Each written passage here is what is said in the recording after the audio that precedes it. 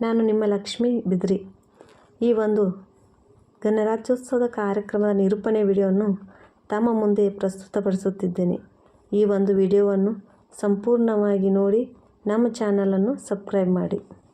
ಜಗದಗಲ ಮುಗಿಲಗಲ ಮಿಗೆಯಗಲ ನಿಮ್ಮಗಲ, ಪಾತಾಳದಿಂದ ತತ್ತ ನಿಮ್ಮ ಶ್ರೀಚರಣ, ಬ್ರಹ್ಮಾಂಡದಿಂದ ತತ್ತ ನಿಮ್ಮ ಶ್ರೀಮುಕುಟ, ಅಪ್ರಮಾಣ ಅಗಮ್ಯ ಅಗೋಚರ ಅಪ್ರತಿಮ ಲಿಂಗವೇ ಕೂಡಲ ಸಂಗಮ ದೇವ ಎನ್ನ ಕರಸ್ಥಳಕ್ಕೆ ಬಂದು ಚುಳುಕಾದಿರಯ್ಯ.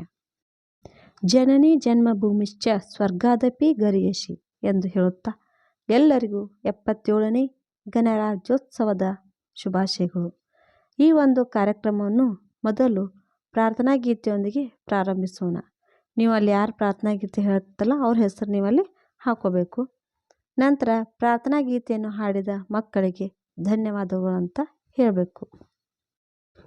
ಶ್ರೀಮಂತಿಕೆ ಬರುವುದು ದಾನ ಮಾಡುವುದಕ್ಕೆ, ಬಡತನ ಬರುವುದು ಧ್ಯಾನ ಮಾಡುವುದಕ್ಕೆ, ಅಧಿಕಾರ ಬರುವುದು ಸಹಾಯ ಮಾಡುವುದಕ್ಕೆ.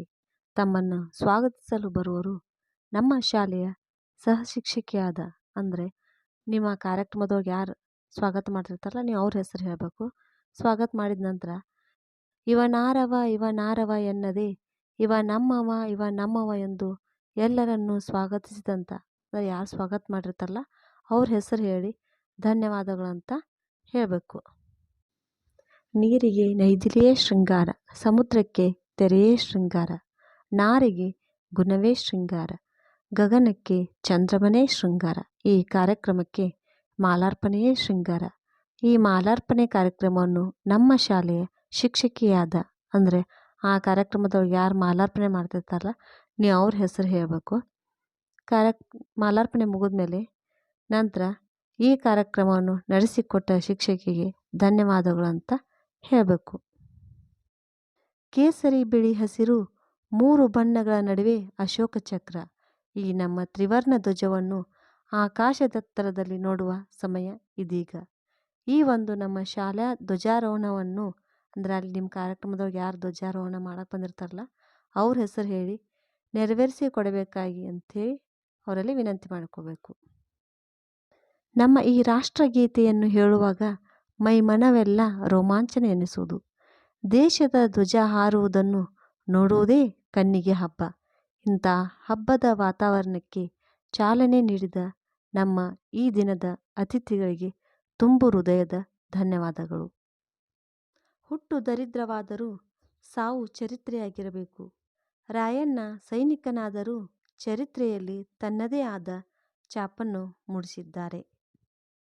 ಪ್ರಾಣ ತ್ಯಾಗ ಮಾಡಿ ಸಾವಿನಲ್ಲೂ ಶತ್ರುಗಳನ್ನು ಹೆದರಿಸಿಕೊಂಡಿದ್ದ ಮಹಾನ್ ದೇಶಭಕ್ತ, ಬ್ರಿಟಿಷರಿಗೆ ಪ್ರಾಣ ಒಪ್ಪಿಸಿದ ವೀರ ಸ್ವಾತಂತ್ರ್ಯ ಕನಸು ಕಂಡ ಅಪ್ರತಿಮ ಕ್ರಾಂತಿಕಾರಿ ಶ್ರೀ ಸಂಗೊಳ್ಳಿ ರಾಯಣ್ಣನು ಜನವರಿ 26ರಂದೇ ಗಲ್ಲಿಗೇರಿಸಿದರು.